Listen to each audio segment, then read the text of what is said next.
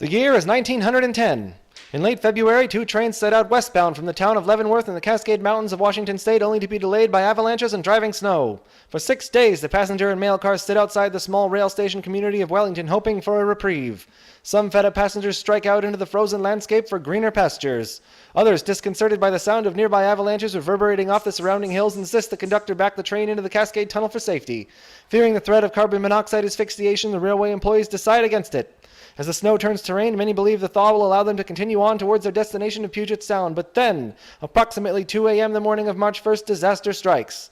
An enormous mass of rock and snow broken loose by a bolt of lightning comes barreling down towards the unwitting passengers and crew. Striking two trains with unrelenting fury, the cars are hurtled tumbling down the hillside 150 feet to the Tie Creek below. 96 souls were lost. 106 years later, this remains the deadliest avalanche disaster in all of American history.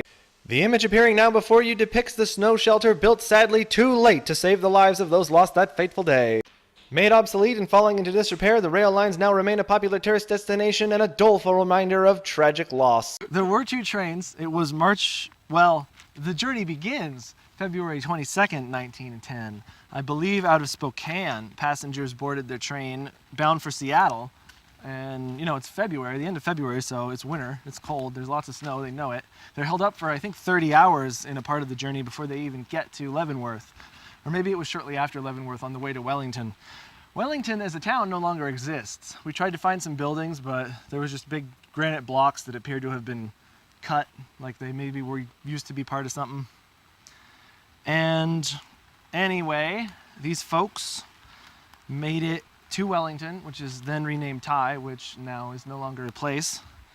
And they sat there, and I want to say it was the day before the tragedy that one of the engineers and several of the passengers disembarked and walked through the frickin' snow to, I believe, the nearby town of Scenic to ask for help and stuff. And the passengers apparently had been bitching at the main engineer to back the train into the tunnel, but he didn't want to do it because the fumes would asphyxiate people.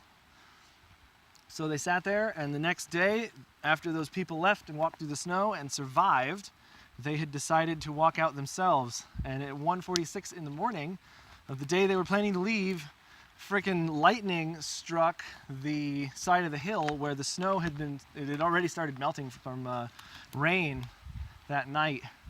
And when the lightning hit, the mountain gave way, and the train tumbled 100 feet down this hill into the river. And 96 people lost their lives. Hardcore, man.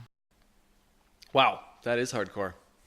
This next segment I'm actually really excited about. I'm going to tell you guys about another disaster, a massive disaster, where not a single human being lost their life. This is Dry Falls, a 3.5-mile-long scalloped precipice in central Washington that was once the site of the world's largest waterfall. How big, you ask? Well, it's just a guess, because this happened at the end of the last ice age, but, somewhere around the measure of 10 times the flow of all the current rivers in the world combined. That's knucking futs, man.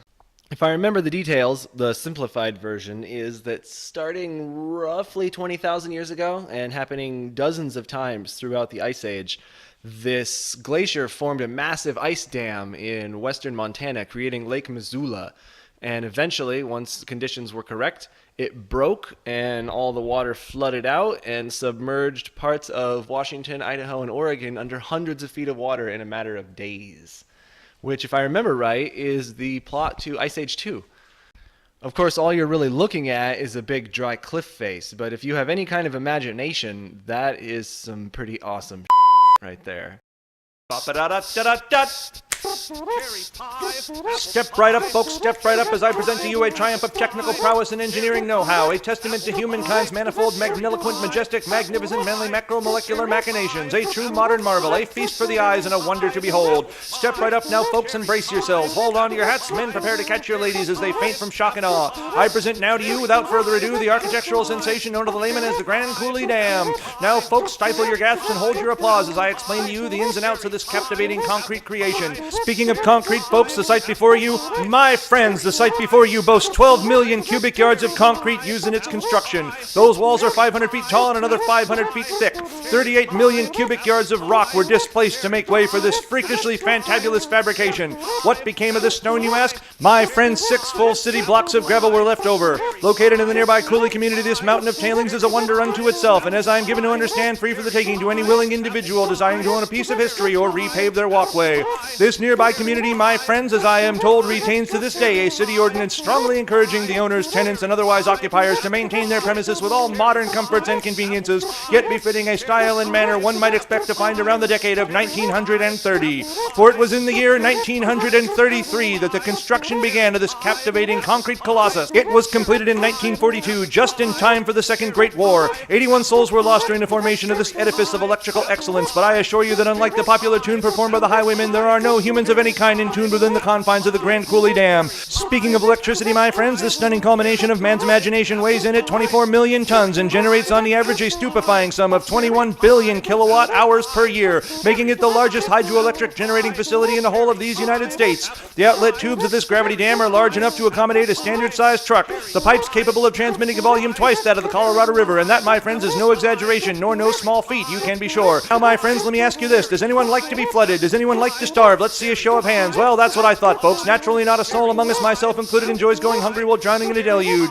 Keep in mind now that in addition to the immense electrical power created by this daring, daunting, dazzling Deodel Dam, we also reap the benefits of irrigation and flood control. So when you're sitting there in your nice, dry home powered by electric lights eating your frosted breakfast cereals, remember that many residing in the northeast central area of Washington State can thank their lucky stars and the Bureau of Reclamation for these creature comforts that we call the American way. Thank you all so very much for watching. Subscribe!